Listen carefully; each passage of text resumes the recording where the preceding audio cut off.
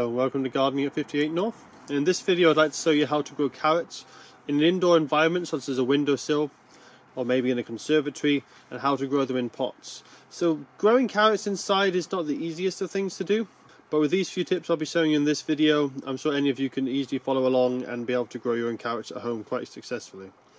So one of the first things when choosing the carrots is you need to get the correct variety of carrot. There's loads of different types. You probably just think of the normal carrots in the shop and just think they're all the one type. But when you go to pick the seeds in the seed catalogue, you'll soon find out there's probably about 20 different varieties of carrots. So the carrots that you're looking for are going to be the early carrots. So what you want to do is have a look on the packets if you're online, and if you don't get the variety correct, it's not the end of the world. You can still grow late harvesting carrots inside in a pot. They just won't be as well suited. You won't get such a good crop as if you get a nice early harvesting variety. So the one I'm going for is Amsterdam Forcing 3. This one is a very early maturing carrot. You can see I can sow it quite early in the year and harvest it in April. This one's quite good for harvesting as a young baby carrots.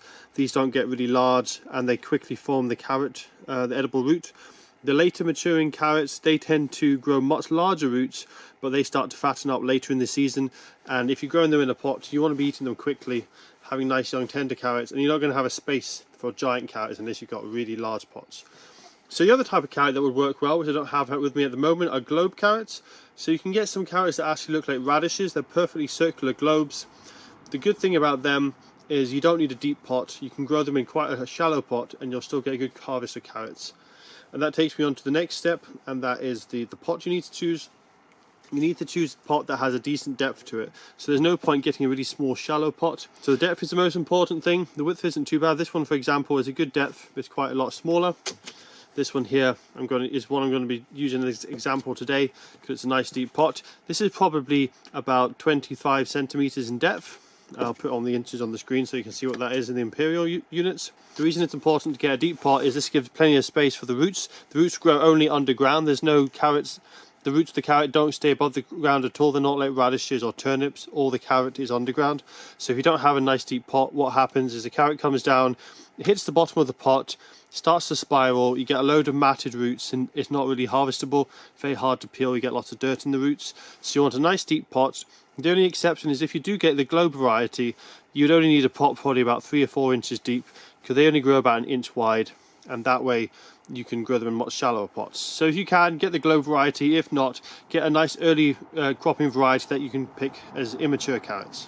So the next stage you need to think about for your carrot is the correct type of compost. Multi-purpose compost should be fine, but if you can, find one that's actually says on the packet it's for root vegetables. The reason for this is the carrot's roots are very easy to be distorted. If the carrot root comes down and it hits a hard object, what it will do is it will grow around it. And when it grows around it, it doesn't always grow on one side. Sometimes it splits into multiple roots. What happens then is you get loads of thin roots on the carrot that aren't really edible. They're too small to peel. And they, again, the similar problem when it hits the bottom. You're just going to have lots of roots, lots of soil in them, very hard to eat, and it will just look like a weird deformed carrot. You won't get that lovely carrot. So that's why you want to try and get compost that's specific for root vegetable. And those composts should have been sieved and they won't have any large particles. When you get them, make sure you break it up. You often, when you get compost, you'll find lumps like this in it. What you want to do is break it up with your hand, make sure it's nice and fine. And that way the looser the compost the better, because the roots can go straight down, they don't hit any objects, and you have really nice straight carrots. So what I'm using is multi-purpose compost for this example. Multi-purpose compost you should be able to get anywhere. The root vegetable compost is more difficult to find, but the multi-purpose will do quite well. The other good thing with the root vegetable compost is it specifically tailored the feed content for it for root vegetables so that you get lots of roots and not too many leaves. Multi-purpose compost tends to be higher in nitrogen. The nitrogen encourages a lot of leaves. So the one downside you can get with multi-purpose compost is you get a lot of leaf and you just don't get quite as many carrots for the amount of leaves you have. So it encourages the plants to grow loads of leaves and not quite as big carrots. But you will get as large a carrot, but it'll just take a bit longer because so much more of that energy from the plant has gone into leaf growth. But the good thing about carrots, you can eat the foliage as well. So if, like me, you've managed to get yourself some multi-purpose compost, it's quite a good idea to sieve it if you can.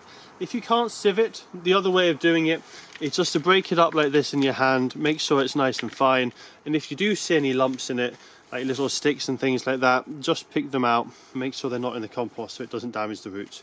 But if you do have the materials on hand, using a sieve strainer or a riddle like this one here will make the job much quicker and much easier. So you can see it leaves behind all these larger chunks that would otherwise cause impedance for the roots and cause the roots to become misshapen. So you can either throw these out, or you can put them in the garden, or just use it as a mulch on top of the compost.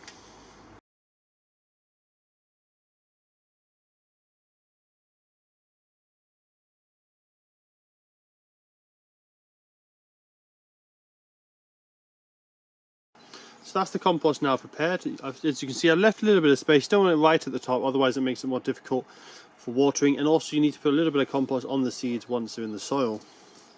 Now when it comes to growing carrot seeds, make sure you do have fresh seeds. Most seed packets have a use by date on them. So this one, for example, has to be sown by July 2023. Now most seeds you can go past that date and it's not a big problem, but carrots really don't last long after the sell by date, so try and use fresh seeds if you can. They just don't keep too well. Now carrot seeds are another reason why the carrots can be a little bit tricky to grow. They're quite small as seeds come, and I'll give you an example here of how the size of them. You can see they're a bit like caraway seeds. They're very small, it's hard to handle them.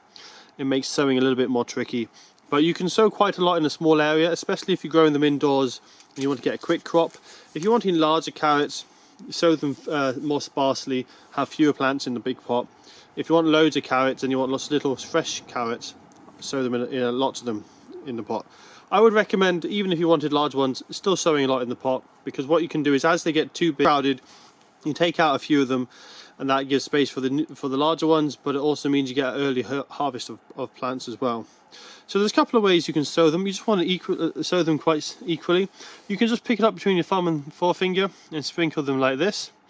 The other way you can do it is you can just put it in the palm of your hand and just tapping with your fingers, just tap out the seeds to make sure they come out. And you don't want them to clump up too much, but as I say, don't worry too much if they're really close together, because you'll be thinning these out, and you just want to try and get an even spread. I'm going to sow more than I need just because carrots can be quite temperamental with germinating, and that's another thing with carrots. They can take up to a month or more to germinate. If you're lucky, they might only take a week. Sometimes they can take over a month to germinate. You know, a very long germination period. So even if there's nothing after 2 weeks, give it a bit longer. It might just be taking the time to come up. So once the carrots are sown, you want to cover them in some compost, but because the seeds are very small, they don't have much energy in them, they don't have the energy to get up through a deep layer of compost. You want to have a very thin layer of compost if you can. So what I'm going to be doing is I'm going to be using this extra fine mesh inside the riddle to make sure it's really fine and there's no big bits of compost going on there and covering it up. If you're doing this at home, one way of doing it is just either very carefully covering it with compost, or using the bottom of a yogurt container, just gently tap the surface down. This pushes the seeds into the compost, and they're more likely to stay damp that way, and they're more likely to germinate. But if you can, sprinkle a very fine covering over them and try and have it quite an even covering, because anything over 1 centimetre is probably too much. You just want them covered in a very light dusting, just like that. Cover them too deeply, what will happen is they'll grow the roots down, the shoot will try and grow up through the compost, it'll be too deep and it'll run out of energy and die before it gets to the surface where it can get light and keep growing. If you cover them too shallowly, they might dry out too quickly. Now that's not a big problem if they dry out too quickly, if you keep on top of them every day with spraying it with water. But if you can't do that, keeping them covered with soil makes it a lot easier. You don't have to water them every single day. So when it comes to watering the carrots, especially when they're just small seedlings or when they're just seeds like this, it can be a little bit tricky because the seeds are so small that if you were to water it with a water bottle, a watering can, even one with a fine rose on the end of it, what would happen is the seeds will get washed out. Maybe they're washed too deep, maybe they get washed out of the pot entirely, or they'll be all clumped up into one small area and you'll just get all the seeds germinating in one spot and the rest will be quite empty. So the best way to water these is actually sit the pot inside a tray or your kitchen sink, for example. Fill up the water to just under halfway up the pot. Let it sit there about half an hour or an hour. That will let the water slowly get sucked up by the compost. The compost will become nice and damp and it doesn't disturb the surface whatsoever. And when it comes to watering it after you've done that initial watering, if you can, spray the surface with a plant sprayer. Something like this is perfect. You can give it a nice misting. You can see there, it's not really moving the compost at all. It's just making it nice and damp, but we're not getting it any disturbance of the seeds. If you don't have a sprayer like that, you can make your own using a water bottle. So all you need to do is get a drawing pin and being very careful. Just make a few small holes in the lid. The smaller the holes, the finer the spray will be. So if you can make them really small. I've made this a bit bigger because I'm also using this on more mature seedlings. But if you're doing it for carrots, I'd recommend making the holes really small. And it gives you a fine spray such as this. Again, doesn't disturb the surface too much, and it means you can just water the carrots without causing too much damage.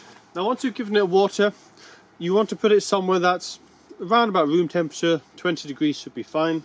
Carrots aren't a particularly warm loving plant. They do quite well in cool climates. So when you put this on a windowsill, it does like quite a lot of sunshine, so put it in a sunny windowsill. But if you live somewhere that's quite warm, so for example in Europe or America during the summertime, I'm in Scotland, so I'm quite fortunate that the houses are still quite cold.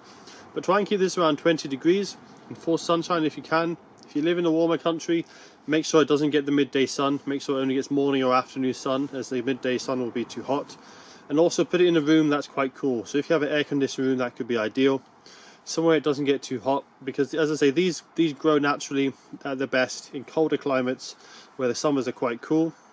So try and recreate that if you can. They're not a tropical plant. They're not really the best for growing indoors. But if you can provide them with somewhere slightly cooler, with some shade from the midday sun, they should grow quite nicely.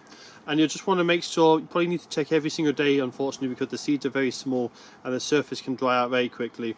You just want to mist over the surface or just give it a slight sprinkling of water. Make sure it's nice and damp. And after a week or two, you should see some small seedlings coming up. And then I'll introduce you to another video at the end of this one, and that when that's ready you can watch that video and I'll show you how to harvest them and how to thin them and what kind of harvest you should be able to expect from these carrots.